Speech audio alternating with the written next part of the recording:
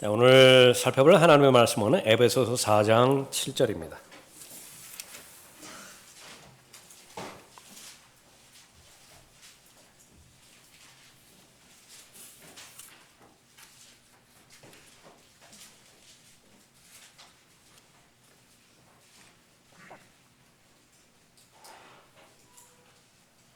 사장 7절부터 13절까지 빠뜨려 읽겠습니다.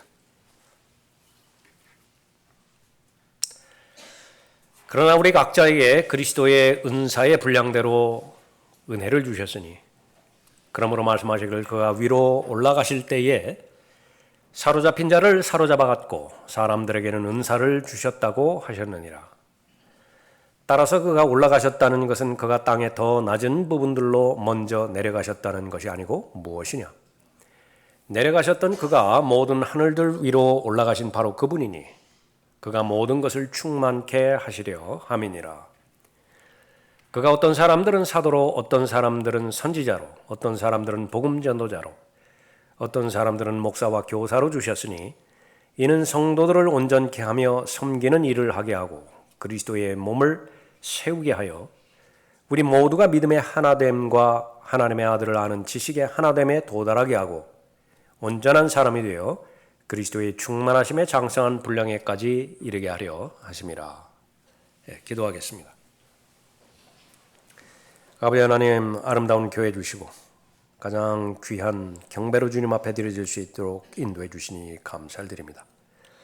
이 자리에 참석한 한 사람 한 사람 주님 품에 품어주시고 눈동자처럼 보호해 주실 때에 가장 필요한 말씀 성령 하나님의 인도하신 가운데서 전달해 주시고 가르쳐 주시고 또 책망해 주시고 바로잡아 주시고 잘 훈련시켜 주셔서 하나님께서 원하시는 사람인 온전한 사람으로 잘 빚어주시길 원합니다.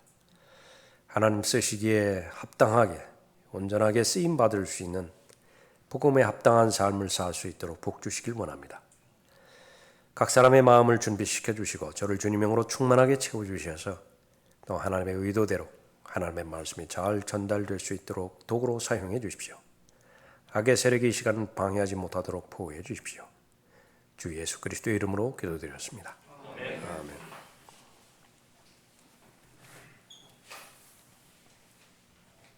자, 성숙한 교회라고 하는 제목으로 말씀드리겠습니다.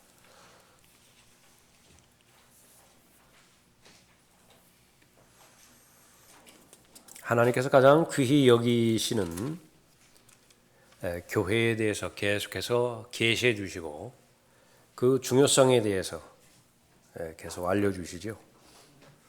어떻게 하면 교회를 잘 이해시킬 수 있을 것인가?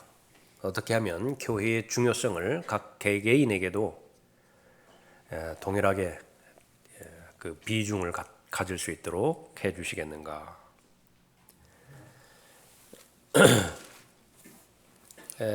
1절부터 4장 1절부터 6절까지 이 교회가 하나 되어야 된다라고 하는 사실을 자세하게 알려주셨습니다. 그러므로 주의 죄수된 내가 너희에게 권고하노니 너희가 부르심을 받은 그 부르심에 합당하게 행하되 모든 겸손과 온유와 오래 참음과 사랑 가운데서 서로 용납하고 구체적인 영역을 말씀해 주시죠. 하나 되어지는 것이 하나님의 뜻인데 그것이 합당한 삶을 사는 것인데 그러기 위해서는 겸손과 온유와 오래 참음과 사랑 가운데서 서로 용납하는 것이 절대로 필요하다 말씀하시지요. 화평의 띠 안에서 성령의 하나됨을 지키도록 열심히 노력하라. 그래서 부르신 분은 하나님이시고 하나 되게 하신 분도 하나님이신 것을 아셨죠? 아버지 하나님, 아들 하나님의 성령 하나님께서 각각의 독특한 역할들을 잘 감당하심으로 인해서 교회가 하나 되게 하셨습니다. 이 교회의 그 중요성과 구체성을 알려주기 위해서 사람의 몸에 연결시켜서 또 말씀하십니다. 15절에 보시면 오직 사랑 안에서 진리를 말하며 우리가 모든 일에 성장하여 그에게 이르리니 그는 머리시며 곧 그리스도시니라. 그로부터 온 몸이 각 부분의 분량 안에서의 효과적인 역사를 따라 각 마디를 통하여 공급을 받아 알맞게 결합되고 체격이 형성되어 몸을 성장시키며 사랑 안에서 몸 자체를 세워 나가느니라. 아주 정확하게, 가장 정확하게 말씀해 주신 부분이 몸에 관련 설명입니다. 그래서 교회는 예수 그리스도의 몸인 것을 우리가 잘 알 수 있습니다. 몸은 조직체가 아니라 유기체입니다. 살아있는 유기체이죠. 세포로 구성되어 있고 또 각 조직으로 구성되어 있지요. 갓난아이가 갓 태어났을 때의 세포의 수가 2조개라고 합니다. 성장하면서 그 수가 늘어가면서 이제 성장한 어른의 입장에서는 70조에서 많은 사람은 100조에 이르는 세포 수를 갖게 되어진다고 말합니다. 각각 다 다르지요. 세포가 모여서 이제 조직을 이루고 조직이 이제 몸을 형성하게 하는 것입니다. 교회는 한 몸입니다. 이 한 몸이 하나 되어지는 것을 원하는 것이 하나님의 뜻이고요. 그 다음에 하나 된 그 한 몸의 몸이 그 자체로 정체되는 것이 아니라 계속 성장하기를 원합니다. 세워지기를 원하는 것이고요. 온전하게 되어지기를 원하는 것입니다. 그래서 몸의 균형을 이루고 또 조화를 이룸으로 인해서 몸 자체만이 할 수 있는 일이 있습니다. 다른 것으로는 대체가 불가능해요. 그 일을 반드시 잘 하고 그런 말미암아서 몸이 즐기는 행복이 있습니다. 몸이 누리는 기쁨이 있다고요. 그러니까 그것을 다 누리기를 바라는 것입니다. 그렇게 될 때에 하나님의 피로 사신 교회는 성숙한 교회로 빚어지게 되어지는 것인데 그 성숙한 교회의 특징, 본문에서 말하면 은혜로 충만한 교회입니다. 은혜를 많이 받은 교회. 이 은혜가 이제 은사라고 하는 말로 더 구체화돼서 말씀하고 있죠. 내가 하나님으로부터 은혜를 받았다라고 하는 것은 또 다른 것으로 하나님의 선물을 받은 것을 말하는 것인데 그 선물을 받고 그 선물을 마음껏 누리는 사람을 말하는 것입니다. 자, 성숙한 교회, 하나님의 은혜를 누리는 교회이죠. 첫 번째로 이 은혜를 주시기 위해서 예수 그리스도는 영적 전쟁에서 승리하셨음을 알려주십니다. 예수 그리스도께서 전쟁에서 승리하셨어요. 7절 보십시오. 그러나 우리 각자에게 그리스도의 은사의 분량대로 은혜를 주셨으니 그러므로 말씀하시기를 그가 위로 올라가실 때에 사로잡힌 자를 사로잡아 갔고 사람들에게는 은사를 주셨다고 하셨느니라. 따라서 그가 올라가셨다는 것은 그가 땅의 더 낮은 부분들로 먼저 내려가셨다는 것이 아니고 무엇이냐? 내려가셨던 그가 모든 하늘들 위로 올라가신 분이 바로 그분이니 그가 모든 것을 충만케 하려 함이니라. 충만케 하려 함이라. 꽉 채우려 함인데 온 우주를 예수 그리스도로 꽉 채우시는 분이시죠. 그러니까 교회의 몸을 통해서 또 채우시는 분이십니다. 그 목적으로 구체적으로 7절부터 10절까지 말씀을 해 주시는 것입니다. 제일 먼저 살펴본 것은 예수님께서는 은혜를 주시기를 바라시죠. 은사를 주시기를 바라시는 것입니다. 근데 여기에는 각각의 분량이 있습니다. 믿음도 분량이 있어요. 여러분의 믿음은 다 다릅니다. 그러니까 비교할 필요가 없어요. 은혜와 은사도 다 다릅니다. 비교할 필요 없습니다. 로마서 12장 3절에서 내게 주신 은혜로 인하여 너희 중 각 사람에게 말하노니 자신에 대하여 마땅히 생각할 그 이상의 생각을 품지 말고 다른 사람 기웃거리지 말라 그래요. 나보다 저 사람은 믿음이 약한데 무시하지 말고요. 저 사람은 어떻게 저렇게 믿음이 클까? 열등감에 빠지지 마시라는 거예요. 다만 하나님께서 각 사람에게 나누어 주신 믿음의 분량에 따라 건전하게 생각하라. 모든 그리스도인에게 하나님께서는 가장 알맞은 분량의 은혜를 주시고 믿음을 주시고 또 은사를 주셨습니다. 나는 다른 사람들보다 더 약합니다. 저에게는 더 큰 은혜가 필요합니다. 그렇게 현실적인 은혜가 필요할 때요, 하나님께서는 그 은혜를 주시는 것입니다. 바울에게는 바울의 믿음을 유지할 수 있는 은혜가 필요했고요. 셋째 하늘에 올라갈 정도까지 하나님의 계시를 받은, 하나님의 복을 받은 사람이었죠. 그러나 그 믿음을 유지하는 데 있어서는 하나님의 은혜가 필요했습니다. 다른 사람에게는 없는 은혜가 있었던 것입니다. 각자에게 다 동일하게 그 은혜가 필요한 것입니다. 그 은혜를 주시고 그 믿음을 주시고 은사를 주셨을 때 우리가 해야 될 일은 신실하게 섬기는 것입니다. 신실하게 하나님을 섬겼을 때에 그 섬김에 대한 보상을 주시는 것이지요. 우리의 믿음의 대전제, 우리가 받은 은혜, 은사의 의미를 확인하는 것은 바로 섬기는 데 있습니다. 윌리엄 캐리는 근대 선교의 아버지라고 부릅니다. 여러분들이 잘 아시는 그 모토가 있죠. 위대한 일, 하나님을 위해 위대한 것을 시도하라. 나를 위해서 시도하는 것이 아니라 하나님을 위해서. 그리고 위대한 것, 기대할 수 있는 것인데요. 하나님으로부터 위대한 것을 기대하라 말씀하셨습니다. 이런 하나님을 어떻게 하면 잘 섬길 것이냐 마음에 두는 사람에게는 하나님께서는 믿음을 주신다라고 하는 사실입니다. 그래서 섬기면 믿음을 주십니다. 섬기면 은혜를 주시고 은사를 주시는 것입니다. 윌리엄 캐리가 받은 은사는 다른 사람과 비교할 수 없는 은혜예요. 결혼을 했는데 첫 번째 부인이 미쳤습니다. 이 첫 번째 동역자도 미쳤고요. 두 번째 부인은 불구자가 되어서 죽었어요. 윌리엄 캐리 자신도 대부분의 삶을 앓으면서 보냈습니다. 고통스러웠어요. 윌리엄 캐리가 얻은 것, 그것은 물질적인 것으로 평가해 보자고 한다면 보잘것없는 것이었을 거예요. 그러나 그 한 사람의 섬김을 통해서 인도뿐만이 아니라 전 세계의 선교의 문이 열리기 시작했습니다. 그래서 근대 선교의 아버지라 그렇게 부르는 것입니다. 윌리엄 캐리로 인해서 많은 성경 학회들이 생겼고요.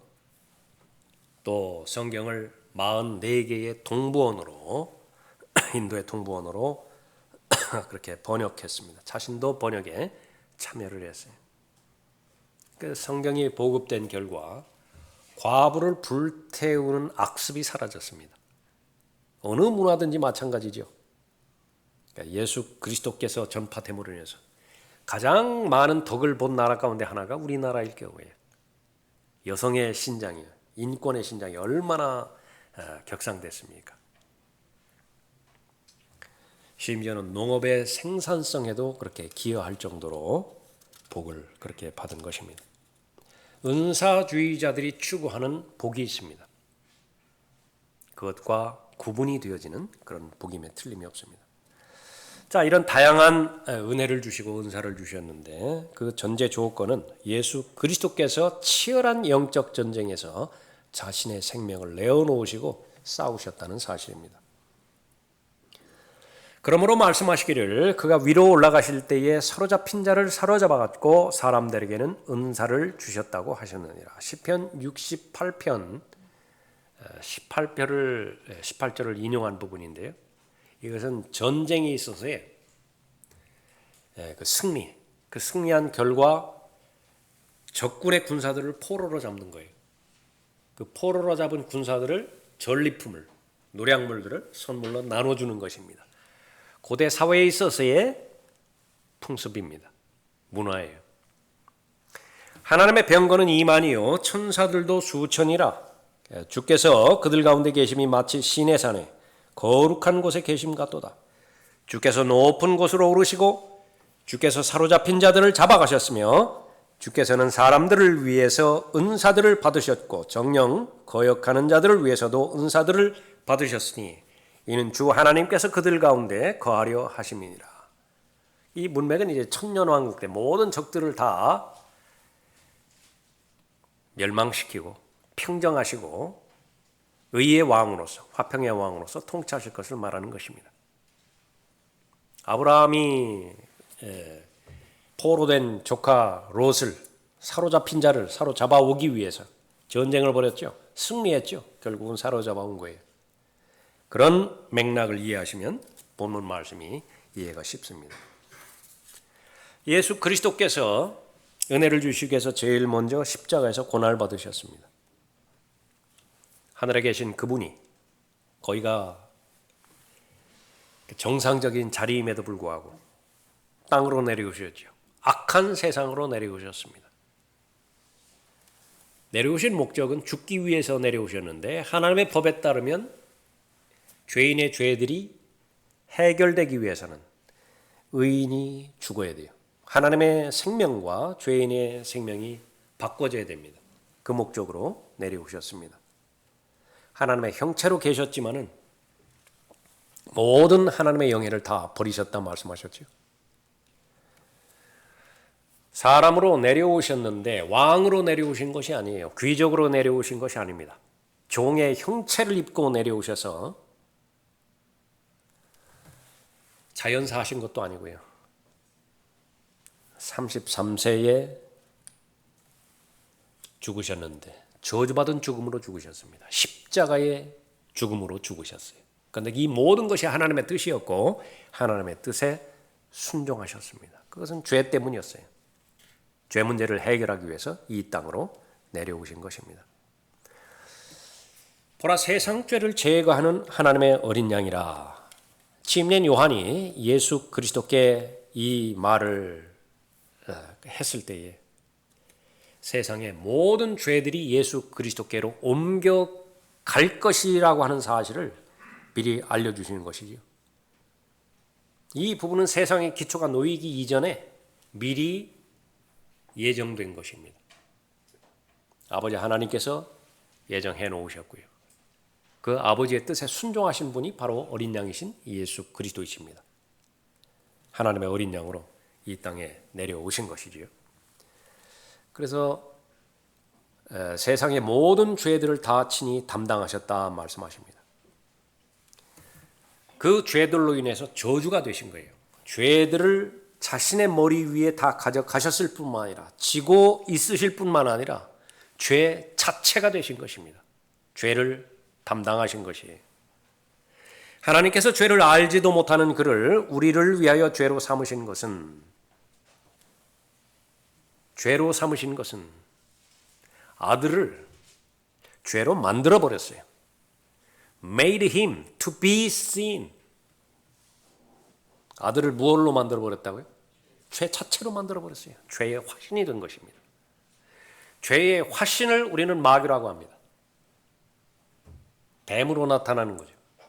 인자가 모세가 광야에서 뱀을 들려 올렸듯이 인자도 들려 올려져야만 하리니.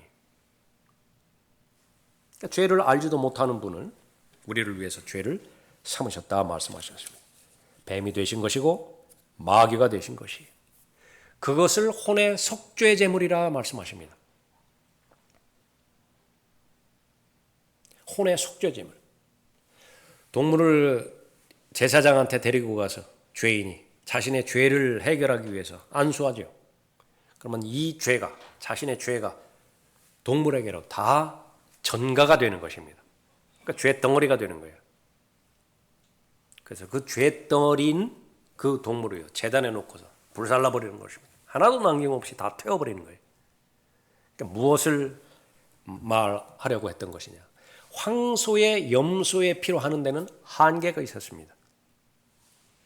살아계신 하나님의 아들, 세상 죄를 제거하는 하나님의 어린 양, 그분만이 하실 수 있는 일이 있는데 그것은 세상 죄를 용서하고 친히 제거하는 것이죠. 용서할 뿐만 아니라 죄들이 제거된 것이에요. 우리는 그것을 구속이라고 말합니다. Redemption.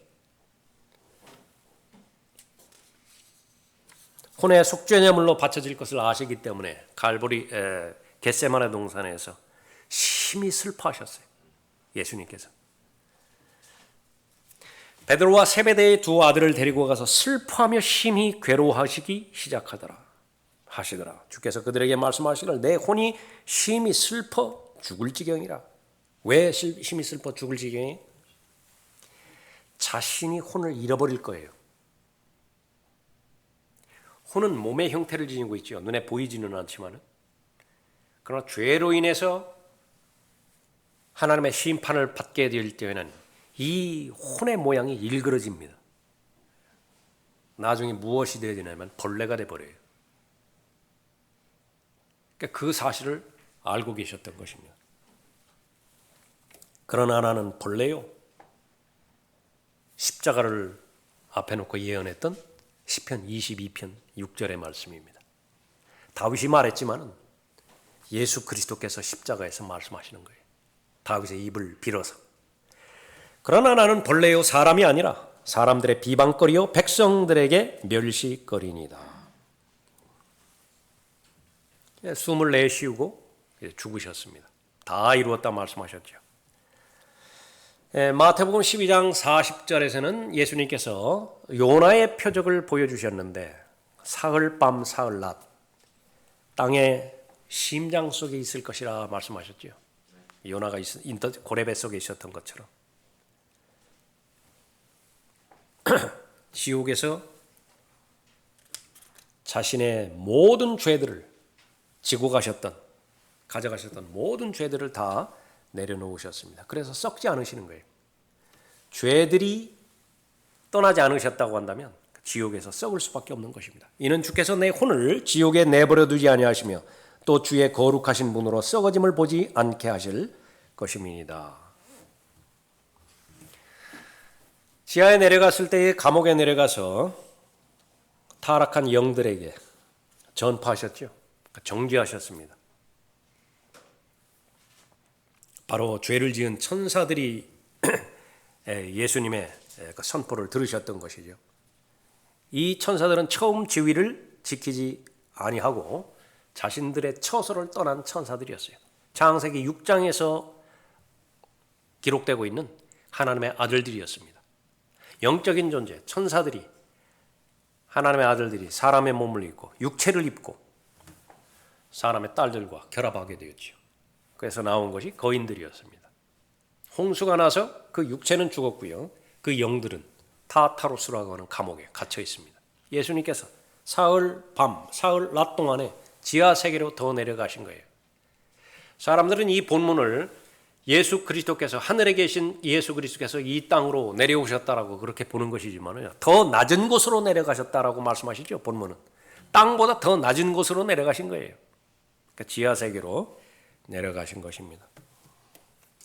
포로로 잡혀 있는 자들, 예수님께서는 지옥의 열쇠를 가지고 계신다. 지하 세계의 열쇠를 가지고 계세요. 지하 세계는 빗장들로 갇혀져 있죠. 요나서 2장에 보면 열쇠를 열고 빗장들을 다 풀었습니다. 포로들을 더 이상 잡아둘 방법이 없어요. 지하 세계의 능력을 통해서는. 다 포로로 잡혀 있는 자들, 다시 말하면 구약 성도들이죠. 구약 성도들을 데리고 다 올라가신 것입니다. 하늘로 올라가신 것입니다. 올라가실 때에 세상에서 그 지구에서 첫째 하늘 거쳐서 둘째 하늘 거쳐서 셋째 하늘로 오실 때 그 우주를 채웠던 영적 존재들이 있다고요. 수없이 많은 악한 영들이 있다고요. 에베소서 6장 12절에서 그것을 일일이 거명하고 있습니다. 정사들, 권세들, 어두움의 주관자들, 높은 곳에 있는 영적인 악들. 십자가를 통해서 영적 전쟁에서 승리하시고 바로 승천하실 때에 그 가려져 있던 숨어 있던 이 영적 존재들을 다 벗겨내 버린 거예요. 다 드러나게 하신 거예요. 그러니까 직접적으로 목격하게 한 것입니다. 만왕의 왕이시고 만주의 주이신 하나님의 어린 양이신 세상의 기초가 놓이기 이전에 예비되었던 그 어린 양이 마침내 승리하시고 하늘로 올라가는 것을 다 지켜봐야 됐던 것이죠. 영적 전쟁의 승리였던 것입니다. 우리를 거스르고 우리를 대적한 손으로 쓴 법령을 지워버리고 또 그것을 그의 십자가에 못 박아 없애셨으며 정사들과 권세들을 벗겨내어 그것들을 공개적으로 나타내시고 십자가로 그들을 이기셨느니라. 예수님을 대적했던 이 영적 존재들이요. 십자가를 통하여 승리하신 예수 그리스도를 지켜봐야만 됐습니다. 개선문을 통과하는 것을 지켜봐야만 됐던 것이에요. 승리의 함성을 들어야만 했던 것입니다. 그것이 바로 십자가에서 승리를 쟁취하신 예수 그리스도세요. 두 번째 나타나실 때는 죄 없이 나타나시는 것입니다. 죄 없이. 그리스도께서도 많은 사람의 죄들을 담당하시려고 한 번 드려지셨고, 한 번 드려졌을 때는 죄라고 하는 죄는 다 가지고 가신 것이. 지하 세계에 내려가서 죄를 다 엎어놓으셨죠. 부활하셨죠. 마리아가 예수님을 만지려고 했을 때요. 만지지 말라고. 셋째 하늘에 계신 아버지께 가서 보고를 하셨죠. 다 이루신 그 구속사에게 보고를 하신 것입니다. 그리고 내려오셨죠. 도마보고는 만지라고 그랬다고요. 제자들이 발을 붙잡았어요. 아십니까? 예수님께서 가지고 가셨던 죄들을 지옥에 해결하지 않으셨다고 한다면요, 마리아 보고 만지지 말라고 그렇게 말씀하시지 않는 것입니다. 그리스도께서 많은 사람의 죄들을 담당하시려고 한 번 드려지셨고, 두 번째 다시 오실 때는 자기를 바라는 자들을 구원에 이르게 하시려고 죄 없이 나타나시리라. 이 죄 문제는 다 해결됐으니까 그런 것입니다. 성숙한 교회, 은혜의 풍성한 교회입니다. 은혜를 마음껏 누리는 교회죠. 그 은혜는 이제 은사로 연결해드립니다. 두 번째로 영적 전쟁에서 승리하게 하기 위해서 은사들을 주셨습니다. 11절 보십시오. 그가 어떤 사람들은 사도로, 어떤 사람들은 선지자로, 어떤 사람들은 복음 전도자로, 어떤 사람들은 목사와 교사로 주셨으니. 이 하나님의 성령의 선물인 성령의 은사들을 주신 것에 대해서 그 성경에서는 대표적으로 네 성경에 대해서 언급하고 있죠. 에베소서 4장이고요. 베드로전서 4장입니다. 고린도전서 12장이고요. 로마서 12장이에요. 암송하기도 쉽죠. 12장이 둘이고 4장이 둘이에요. 이 에베소서 4장에서는 사람들을 선물로 주신 것입니다. 사람들도 은사예요. 하나님의 선물입니다. 또 로마서나 고린도전서 12장에서는 이제 각각의 기능들을 또 은사로 주셨습니다. 그러므로 우리에게 주어진 은혜에 따라 가진 은사들이 다르니, 로마서 12장 6절 말씀인데요. 우리에게 주어진 은혜에 따라 가진 은사들이 다르니, 예언이면 믿음의 분량대로 예언하고, 또 섬김이면 섬기는 일로, 또 가르치는 자는 가르치는 일로, 또 권면하는 자는 권면하는 일로, 구제하는 자는 성실함으로, 지도하는 자는 근면함으로, 자비를 베푸는 자는 즐거움으로 할 것이니라. 그 외에 다양한 은사들이 있습니다. 여러분들이 하나님과 동행하고 하나님의 일들을 행함으로 인해서 하나님을 섬기는 데 있어서 하나님을 기쁘시게 하는 일이었다고 한다면 그건 다 은사예요. 다양한 은사들이 있습니다. 이 다양한 은사들을 주신 목적은 몸을 자라게 하는 데 있다 말씀하시죠. 네 직분이 나오는데 첫 번째는 사도들입니다. 이 사도들은 마태복음 10장에서 예수님께서 선택하셨죠. 성령께서 임하셨을 때에 이 사도들은 능력을 받습니다. 그렇게 해서 교회가 자라는, 교회가 정착되어지는 그 기간까지 필요로 하는, 절대적으로 필요한 사람들이었습니다. 사도행전 2장에서 첫 번째로 베드로가 사도였죠. 사도의 직분을 감당합니다. 교회 때문이라고. 두 번째로는 선지자들이 있다 말씀하시죠. 신약 성경이 완성되어지는 때는 이제 AD 90년 이후에 가서 신약 성경이 완성이 되어집니다. 그때까지는 구약 성경밖에 없어요. 성경의 그 초점은 예수 그리스도께 맞춰져 있습니다. 예수 그리스도는 선지자이시죠. 제사장이시죠. 왕이십니다. 모세의 율법이나 선지서들이나 시편들 모두가 다 예수 그리스도를 향하고 있는 것인데 누가 가르쳐주지 않으면 몰라요. 구약성경 시편 22편을 분명하게 가지고 있고 이사야 53장을 분명하게 가지고 있음에도 불구하고 유대인들은 그 고난받는 종이 누구인지를 모릅니다. 혼의 속죄제물로 바쳐지는 그 종이 누구인지를 몰라요. 그래서 대다수 유대인들은요, 그것이 유대 민족이라고 알아요. 가르쳐 줄 사람이 필요합니다. 예수님께서 친히 말씀해 주신 적도 있죠. 엠마오로 가는 제자들 가운데서도 구약 성경을 가지고 있으면서도 몰라요. 그리스도가 이러한 고난을 당하고서 그의 영광에 들어가는 것이 당연하지 않느냐? 왜 그렇습니까? 메시아의 영광과 고난이 구약 성경에 그대로 기록되어 있는데도 불구하고 사람들은 보는 것만, 보고 싶은 것만 보지요. 듣고 싶은 것만 듣지요. 고난에 대해서는 건너뛰어요. 영광만 바라보았기 때문에 몰랐던 것입니다. 모세와 모든 선지자들로부터 시작하여 자신에 관하여 모든 성경에 있는 것들을 그들에게 설명하시더라. 그래서 선지자들은요, 가르쳐주고 잘 설명해 주는 것인데 구약 성경을 가지고 설명해 주는 사람들이에요. 사도행전 15장 32절에서도 그때 유다와 실라도 그들 자신이 선지자이므로, 유다와 실라가 선지자이므로 여러 말로 형제들을 권고하고 강건케 해주더라. 그러니까 설득하는 일입니다. 전달해 주는 일이에요. 예수 그리스도께서 예수가 주가 되시고 예수가 그리스도가 되신 것을 연결시켜주는 그런 사람들이었죠. 교회에 반드시 필요한 직분이었습니다. 그러므로 이스라엘의 온 집이 분명히 알 것은 너희가 십자가에 못 박은 이 예수를 하나님께서 주와 그리스도가 되게 하신 것이라고 하더라. 이렇게 알려주었을 때에 또 이스라엘은 잘 알았던 것이죠. 이 사도는 사도들이 다 죽음으로 인해서 끝났고요. 사도들은 사도의 역할이 있었습니다. 선지자들 역시 마찬가지였죠. 신약 성경이 완성됨으로 인해서 성경에서 언급하고 있는 선지자는 없습니다. 이제 교회에게 남겨준 것은 복음 전도자와 목사와 교사예요. 먼저 복음 전도자가 나오죠. 복음 전도자. 제일 먼저 복음 전도자에 해당되어지는 것이 빌립이었습니다. 사도행전 8장 4절에서 보면 그러므로 널리 흩어진 사람들이 가는 곳마다 말씀을 전하더라. 가는 곳마다 말씀을 전하더라. 복음 전도자예요.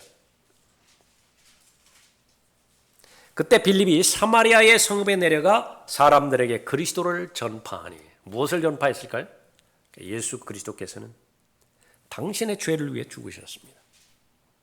죽으셨지만은 그분이 성령의 기름 부음을 받은 자들을 입증하기 위해서 죽은 자들로부터 부활하셨습니다. 그 사건이 바로 얼마 전에 있었던 사건인데 그 사실을 당신 개인이 마음으로 믿으면 당신은 구원받을 수 있습니다. 당신은 반드시 구원받고 반드시 거듭나야 됩니다. 예수 그리스도 전파한 것입니다. 복음 전도자예요. 하나님께서 은혜 가운데서 은사를 주신 것이지요. 그러나 사람들은 빌립이 하나님의 나라와 예수 그리스도의 이름에 관한 일들을 전파하는 것을 믿었을 때 남녀가 모두 침례를 받으니라. 하나님께서 쓰시는 복음 전도자들이 교회사 가운데 있었죠. 널리 알려진 빌리 그레함이 그랬습니다. 배교하기 전까지의 빌리 그레함, 하나님의 아주 유용한 도구였어요. 빌리 썬데이가 있고요. 여러분이 잘 아시는 드와이트 무디가 있습니다. 조나 라이스가 있고 찰스 피니가 있고 하이먼 애플만, 이런 사람들은요 많은 곳을 돌아다니면서 복음을 증거하고 예수 그리스도를 증거했죠. 수많은 잃어버린 혼들을 예수 그리스도께 돌아올 수 있도록 인도해 주셨습니다. 그러나 이제 필라델피아 교회 시대는 지나갔죠. 지금 우리가 살고 있는 이 시대는 라오디케아 교회 시대입니다. 여전히 복음 전도자들이 있어요. 그러나 알려지지는 않습니다. 거의 사람들이 몰라요. 묵묵히 알아주지 않는다 하더라도 거의 대부분의 시간을 거리에서 보내는 사람들도 있고요. 또 모든 그리스도인들이 구령자여 거리 설교자들 있죠. 2000년의 간격은 있지만은 2000년 전에 그 예루살렘에서 유다에서 복음을 증거하고 선포하던 사람이나 지금 이 시대에 곳곳의 거리마다 곳곳의 마켓 앞에서 사람들 모이는 사거리 앞에서 그러니까 예수 그리스도를 증거하는 그 사람들이나 변함이 없습니다. 또 여러분 개인적으로 예수 그리스도를 증거하고자 전도지를 나눠주고 복음을 증거하는 그 사람들 모두가 다 복음 전도자의 은사를 받은 사람들인 것입니다. 목사와 교사가 있습니다. 베드로가 제자의 직분을 회복했을 때에 예수님께서 제일 먼저 알려주신 것은 바로 목자로서의 그 은사를 주셨죠. 요나의 아들 시몬아, 내가 이 사람들보다 나를 더 사랑하느냐? 3번 물으십니다. 사도도 마찬가지고 선지자여 복음 전도자 마찬가지지만 목자와 교사, 제일 중요한 것은 하나님에 대한 사랑입니다. 하나님에 대한 사랑이 근거가 되어서 하나님의 말씀을 선포했을 때 거기에는 역사가 일어납니다. 죄인이 구원받게 되어지고요. 구원받은 그 죄인이 올바로 바로잡혀서 건전한 교리로 말미암아서 잘 양육이 되어지죠. 잘 훈련받고 잘 가르침을 받아서 자기 자신들이 복음 전도자가 되고 또 목사와 교사가 되어지는 것입니다. 그러나 문제는 사랑이 배제된 사역이에요. 종교꾼들을 만들어냅니다. 자기 욕망과 자기 야망을 하나님의 이름을 빌어와서 교회라고 하는 사역이라고 하는 이름을 빌어와서 펼치는 것이에요. 세상 직업 가지고 세상 사업하는 사람과 전혀 다를 바가 없습니다. 중요한 것은 하나님의 은혜에 대한 정상적인 반응이에요. 사랑입니다. 내가 나를 사랑하느냐? 주여 그러하옵니다. 주께서는 내가 주를 사랑하는 줄 아시나이다. 한마디만 말씀하십니다. 내 어린 양들 먹이라. 요나의 아들 시몬아, 내가 나를 사랑하느냐? 주여 그러하옵니다. 주께서는 내가 주를 사랑하는 줄 아시나이다. 똑같이 반복하십니다. 내 양들을 먹이라. 요나의 아들 시몬아, 내가 나를 사랑하느냐? 주여 주께서는 모든 것을 아시며 내가 주를 사랑하는 줄 아시나이다. 내 양들을 먹이라. 이것을 깊이 마음속에 간직한 베드로는 베드로전서 5장 자신의 서신에서요, 자신을 장로라고 소개하고, 성경에서 말하는 장로, 감독, 목사 다 같은 사람입니다. 하나님께서 맡겨주신 양무리들을 돌보라고 말씀하셨는데 조건 말했죠. 더러운 이익 때문에 하지 말라. 먹고 살 수단으로 삼지 말라 그 얘기죠. 돈 때문에 하지 말라. 지배하려고 하지 말라. 하나님에 대한 사랑과 맡겨주신 양무리에 대한 사랑으로 목양을 할 때에 권위는 자동적으로 세워집니다. 그러나 그것이 배제되고요, 내 사람으로 만들고 내 세력 확장하려고 하고 그렇게 됐을 때 그것은 권위주의가 되어버리는 거예요. 그건 지배하는 것입니다. 하나님께서 아주 싫어하는 대상이 돼요. 하나님께서는 은혜 가운데서, 은사 가운데서 목사와 교사를 주셨습니다. 제일 첫 번째로 양들을 보살피는 사람이어야 돼요. 목자들은. 두 번째로 가르치는 사람이어야 됩니다. 목사와 교사, 이것은 한 사람이에요. 한 사람입니다. 다른 사람이 아니라 목사는 교사여야 되는 것입니다. 그러므로 감독은 비난받을 것이 없어야 하고 한 아내의 남편이어야 하며 절제하고 신중하며 예의 바르고 대접하기에 힘쓰며 가르치기를 잘하고, 성령의 인도함을 받아서 성령의 열매를 맺는 상태가 전제 조건이고요. 그것이 대전제 조건이에요. 다시 말하면 사람들과의 관계가 정상적인 관계로 유지가 돼야 됩니다. 누가요? 목사와 성도들과의 관계. 목사는 이 부분을 최대한 관심을 기울여서 기도하고 조심하고 또 자신을 보살펴야 됩니다. 그런 상태에서 잘 가르쳐야 돼요. 하나님의 말씀을 잘 증거해야 되죠. 그러면 변화가 있습니다. 그러나 그 전제 조건이 깨져버리면요, 성도와 목자와의 관계가 깨져버리면 찰스 피니가 와서 설교해보라고요. D.L. 무디가 와서 여기서 설교해보라고요. 들어먹히나. 이것이 현실적인 부분입니다. 그러니까 가장 중요한 것은 성도 간에도 마찬가지예요. 성도 간의 교제. 그것은 제일 먼저 선한 사람이 돼야 돼요. 바나바는 선한 사람이었다고요. 겸손한 사람이 돼야 되는 거지요. 에베소서 4장 그 2절에서도 꽤 그런 목적에서 말씀을 합니다. 우선적으로 겸손이 갖춰지지 않은 상태라고 한다면, 온유가 갖추어지지 않은 상태라고 한다면, 오래 참지 못한다고 한다면요, 하나 되면 기대할 것이 없어요. 그건 깨져버리는 것입니다. 각자 이제 개별적으로 독립적인 삶 가운데서 만족해버리는 것이죠. 우리가 배워야 되는 것은 무엇입니까? 이런 은혜와 은사를 주신 것에 대해서 하나님 앞에 감사를 드리고요, 잘 관리를 해야 됩니다. 사도들은 사도의 직분을 잘 관리를 했겠죠. 유다 이스카리옷은 실패했습니다. 또 선지자들은 선지자들대로 자신의 직분을 잘 관리를 해야 되겠지요. 선교사 대만은 실패했어요. 그 직분을 관리를 잘 하지 못함으로 해서 잃어버렸습니다. 목사와 교사 역시 마찬가지입니다. 무엇을 가르쳐야 될 것이냐? 그러나 나의 달려갈 길을 기쁨으로 끝마치고 내가 주 예수 그리스도로부터 받은 사역, 곧 하나님의 은혜의 복음을 증거하기 위해서라면 이런 일을 전혀 개의치 아니할 뿐만 아니라 나의 생명을 조금도 아끼지 아니하노라. 우선적으로 하나님의 은혜의 복음을 증거해야 됩니다. 두 번째로는 하나님의 모든 계획을 전달해 줘야 돼요. 성경에서. 그래서 성경을 가르치고 성경을 전달해 줘야 되는 것이죠. 설교는 제일 1차적으로 진리를 가르치는 데 있습니다.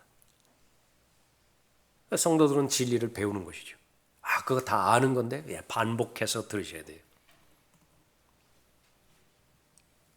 하나님의 진리의 말씀이 나의 것이 되기 위해서는 무수히 반복되는 반복의 과정을 통해서 형성이 되어집니다. 새로운 사실이 있습니까? 받아들이십시오. 베레아 사람들처럼 성경에 있는가? 계속 상고하세요. 그것이 문맥에서 말하는 그 말씀으로 확정된다고 한다면 사람의 말이 아니에요. 더 이상 하나님의 말씀으로 받아들여서 영적인 체질로 체질화시키십시오. 그러면 건강한 사람이 되어지는 것입니다. 설교자들은 늘 확인하는 것이 있습니다. 나는 이번 설교에 나는 진리를 전달하였는가? 아니면 내 고집과 내 생각을 성경을 이용해서 성경을 자료화해서 전파했는가? 확인하는 거예요. 진리로 말미암아서 성도들을 기쁘게 하는 것이 설교자의 역할입니다. 하나님의 말씀이 전파되어지는 곳마다 기쁨이 발견된다고요. 즐거워한다고요. 계시된 진리로 말미암아서. 죄로 물들어 있다고 한다면 죄를 버릴 때 기쁨이 있죠. 마땅히 걸어가야 되는 길임에도 불구하고 멈추어진 상황에서 하나님의 말씀을 통해서 다시 걸어가게 하죠. 기쁨이 있는 것이에요. 성령의 열매를 맺는 것입니다. 성도들이 진리로 말미암아서 기뻐하던가? 설교자의 체크리스트입니다. 궁극적인 목적은 마음의 변화예요. 성경 공부와 설교의 차이점. 지식을 목표로 하는 것이냐, 머리를 목표로 하는 것이냐, 아니면 마음을 목표로 하는 것이냐. 나의 설교로 말미암아서 성도들의 마음에 회심을 하고 마음의 변화를 받아 삶이 변화되든가 그런 증거가 지역교회에서 보이든가 그 설교자는 자격 있는 설교자입니다. 그러나 아무런 마음의 변화도 없고 삶의 변화도 없다. 설교자는 자신의 역할을 못한 거예요. 또 하나 물어야 될 것은 설교자의 자격에는 아무런 잘못이 없는데 마음의 변화가 없고 삶의 변화가 없다면 그건 하나밖에 없죠. 그건 나의 잘못입니다. 그것이 바로 살아있는 하나님의 말씀입니다. 하나님의 은혜를 주시는 것. 그 목적은 교회를 성숙하게 하기 위함입니다. 성숙하다라고 하는 것은 계속해서 자라는 것을 말하는 것이지요. 훈련되어야 되고 연단되어지는 것을 말하는 것입니다. 성숙한 교회, 하나님의 은혜에 충만한 교회입니다. 마지막 세 번째로 은혜 받은 성도는 영적 전쟁에서 승리합니다. 은혜 받은 성도는 영적 전쟁에서 승리합니다. 12절 보십시오. 이는 성도들을 온전케 하며 섬기는 일을 하게 하고 그리스도의 몸을 세우게 하여 우리 모두가 믿음의 하나됨과 하나님의 아들을 아는 지식의 하나됨에 도달하게 하고 온전한 사람이 되어 그리스도의 충만하심에 장성한 분량에까지 이르게 하려 하심이라. 영적 전쟁은 다른 것이 아니에요. 예수님께서 오신 목적대로 사느냐, 마귀의 목표대로 성도들의 삶이 망가지는 것이냐 하는 것이냐. 내가 온 것은 양으로 생명을 얻게 하고 더 풍성히 얻게 하려는 것이라. 하나밖에 없어요. 그러기 위해서는요, 목숨 내놓고 진리로 말미암아서 우리에게 주신 자유를 지켜내야 됩니다. 시간이 흐른다고 해서 자연스럽게 성장하고 시간이 흐른다고 해서 자연스럽게 영적인 열매를 맺는 것이 아닙니다. 마귀가 오는 것은 너무나 간단합니다. 죽이기 위해서 오는 거예요. 도둑질하기 위해서 오는 것이고 멸망시키기 위해서 오는 것입니다. 14절이죠. 14절을 보십시오. 그리하여 우리가 이제부터는 더 이상 어린아이가 아니요 사람들의 속임수와 교활한 술책으로 그들이 속이려고 숨어서 기다리는 온갖 교리의 풍조에 밀려 이리저리 다니지 아니하고. 믿음이 진리에 뿌리 내릴 때 견고하고 흔들리지 않는 것인데요, 계속 물 위에 떠 있는 부초 같아요. 뿌리는 보인다고요. 그나마. 그럼 물 위에 뿌리를 내렸어요. 바람이 없으면 이상할 것 없습니다. 잘 믿는 것 같아요. 그러니까 조금만 바람이 불면 바람이 부는 대로 휩쓸려 다닙니다. 그 배경을 몰라요, 사람들이. 그 배경은 악한 세상에 우리가 살고 있고요. 우리가 달려가고 우리가 생활하는 필드가 악해요. 그 악한 세상을 조종하는 것이 바로 악한 영입니다. 이 세상의 신이에요. 그것을 세상의 풍조라고 말합니다. 세상의 풍조, 악은요, 절대로 악 자체로 나타나지 않죠. 반드시 선이라고 하는 옷을 입고 나타나는 것이에요. 빛의 천사로 가장해서 나타나는 것이 사탄의 계략이에요. 그 가장 좋은 것이 종교입니다. 종교라고 하는 옷을 입고 나타나는 것이에요. 사람들 종교적으로 만들어버린다고요. 예배 드리러 가지 말라는 거 아니에요. 성경 보지 말라는 거 아닙니다. 기도하지 말라는 거 아니에요. 오전 성경 공부에도 살펴봤지만은 그 사람들의 대상은요, 이트예요. 사물이라고요. 믿음의 대상이 신념을 믿는 것이고 신조를 믿는 것이고 믿음 자체가 구원해 주진 못해요. 믿음의 대상을 믿을 때에 구원이 이루어지는 것이죠. 믿음의 대상인 예수 그리스도를 사랑할 때에 믿음이 성장하는 것이지. 그러나 참된 기독교 신앙은요, 그분을 믿는 것입니다. 살아계신 분이시라고요. 인격이시라고요. 성장하지 않으면 세상 풍조에 이리저리 밀려서 그 귀한 삶, 나머지 삶, 그것을 망쳐버리기 때문에 그렇죠. 은사를 주신 목적이 있습니다. 그것은 바로 그리스도의 몸인 교회를 세워야 됩니다. 그 사람이 성숙한 그리스도인이냐 그렇지 않은 것이냐, 한 가지로서 평가가 내려질 수 있는 것인데, 교회 생활 보면 압니다. 교회 생활 잘하는 사람이냐, 성숙한 사람이에요. 다른 것은 어떠한 기능과 재능이 있다 하더라도 교회 생활 좀 아쉬운 부분이 있는 것이냐? 아쉬운 거예요. 성장에 초점을 맞춰야 됩니다. 온전한 사람으로서 성도들을 온전하게 해 나가야 되는 거죠. 성도들의 힘입니다. 성도들의 능력이죠. 몇 년 전에 이 학생들을 대상으로 해서 이 검사를 했는데 10년 전보다 신장은 3cm 더 컸다 그래요. 상당한 크기죠. 체중은 3kg에서 4kg 늘었다고 합니다. 그러니까 영양이 아주 좋은가 봐요. 근데 문제는 체력이 엉망이에요. 끈기가 없어요. 버틸 힘이 없습니다. 덩치는 커졌는데 체질과 체력이 저질 체력이라고. 제가 코로나 이렇게 감염되었을 때요, 그냥 별거 아닌 걸로 생각했습니다. 그러는데 한 2, 3일 지나니까 이제 막 기침이 이제 심해지잖아요. 저는 말을 해야 되는 사람인데. 그래서 그걸 빨리 회복할 요량으로 먹을 수 있는 것은 다 먹어치웠습니다. 4끼가 뭐예요? 막 5끼, 6끼 그렇게 먹었을 것이라고. 그 격리되어 있는 상태에서 엄청나게 먹었어요. 막 움직이기가 막 불편하기 시작합니다. 이제 조금 이제 나았다 싶어가지고서 제가 다니던 요 앞에 산이죠. 저기 요양원 그 뒷산. 거기는 뭐 그거는 제가 산책하다시피 그렇게 왔다 갔다 하거든요. 보통 40분이면은 왔다 갔다 합니다. 그러니까 60분 걸려요. 숨이 왜 그렇게 깊은지. 그러니까 저질 체력이 돼버린 거예요. 몸무게는 엄청 늘었습니다, 지금. 온전함.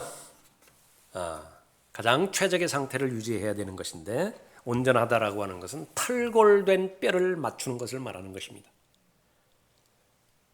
뼈 자체로는 굵고 아주 강한데, 골밀도 검사 보면 우수하게 나오는데, 탈골이 돼버렸어요. 사용하지 못하죠. 맞춰줘야 돼요. 온전하게 되어지는 것입니다. 그물을 통해서 고기를 잡는 것인데요. 그 그물이 찢어졌어요. 아무리 많이 던져도 고기가 잡히지를 않습니다. 찢어진 그물을 기우는 것을 말하는 것입니다. 온전하게 하는 것을 말하는 것이죠. 범죄한 자를 바로잡아 회복시키는 것을 말하는 거예요. 형제들아, 어떤 사람이 무슨 잘못을 범하였으면 영적인 너희는 온유한 영으로 그러한 자를 바로잡고 내 자신을 돌아보아 너도 시험을 받지 아니하도록 하라. 성도를 훈련시키는 일입니다. 그 목적은 섬기게 하는 일을 말하는 것이죠. 예수님께서 제자들의 발을 씻기셨습니다. 보여주신 것이에요. 섬김을 받으러 온 거 아니라 섬기러 왔다. 그런데 그 사건을 통해서 너희도 그렇게 하라고. 학생이 선생보다 더 낫지 못하죠. 종이 주인보다 더 낫지 못해요. 주인이 그렇게 진리를 위해서 고난을 받았다라고 한다면 그 주인을 따르는 제자들은요, 미리 예상할 수 있습니다. 이렇게 편안한 삶이 아니라고요. 그걸 미리 예상할 수 있어야 된다는 거죠. 그 일을 하기 위해서 은혜를 주시고 은사를 주셨습니다. 다른 사람을 섬기는 일을 말하는 것이죠. 초신자의 특징은 섬김을 받습니다. 그 단계를 지나면 성숙한 자가 되어서 다른 사람을 섬기죠. 어린 아이를 돌보는 것은 성숙한 부모만이 할 수 있습니다. 그래서 그리스도인은 다른 지체를 위한 존재가 되어야 되는 것이죠. 그리스도의 몸을 세우게 하는 것, 그것이 바로 은혜를 주시고 은사를 주신 목적입니다. 자, 그것을 그리스도의 충만하심에 장성한 분량에까지 이르게 한다 말씀하십니다. 우리 모두가 믿음의 하나됨과 하나님의 아들을 아는 지식의 하나됨에 도달하게 하고 온전한 사람이 되어 그리스도의 충만하심에 장성한 분량에까지 이르게 하려 하십니다. 그리스도의 몸은 휴거 때까지 계속 성장할 것입니다. 여러분의 개별적인 믿음도 마찬가지예요. 계속 그때까지는 은혜가 공급이 되어집니다. 문제는 받은 은사, 받은 은혜를 내 개인의 유익을 위해서 쓰지 말라는 것이에요.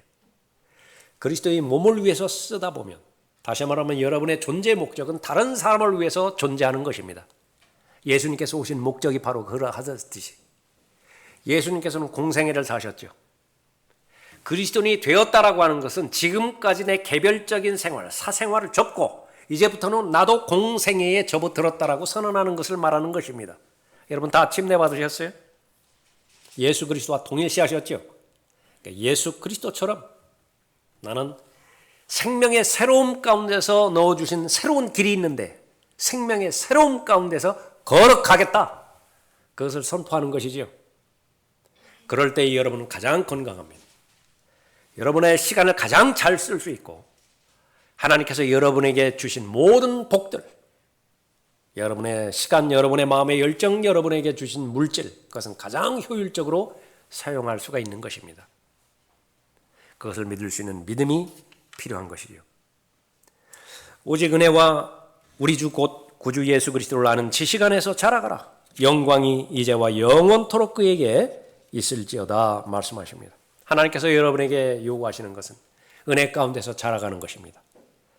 예수 그리스도를 아는 지식 가운데서 잘 자라가는 것이에요. 그럴 때에 교회는 하나가 되는 것이고요. 여러분은 성숙해 감에 따라서 주신 은사대로, 주신 은혜대로 지체들을 잘 섬기는 것입니다. 보너스로요. 여러분의 행복한 삶이 보장됩니다. 보너스로 여러분의 체질이 더 강건해지고 여러분의 체력이 더 강건해지는 것입니다. 하나님께서 원하시는 영적 전쟁에서 지속되어지는 승리의 삶을 경험하게 하시는 것입니다. 하나님께서는 하나님의 피로 사신 교회를 허락해 주셨죠. 여러분이 구원받으셨다고 한다면 눈에 보이지 않는 영적인 교회, 거기에 다 들어갔습니다. 아담 안에 있다가 예수 그리스도 안으로 다 들어가신 거예요. 들림바닥 올라갈 그때까지 눈에 보이는 가시적인 교회의 하나님의 섭리 가운데서 여러분의 발걸음을 인도해 주셨죠. 여러분이 앉아있는 그 자리가 지역교회입니다. 하나님께서 원하시는 것은 성숙하기를 원합니다. 하나님께서 은혜를 주신 목적이고 은사를 주신 목적이기도 합니다. 기도하겠습니다.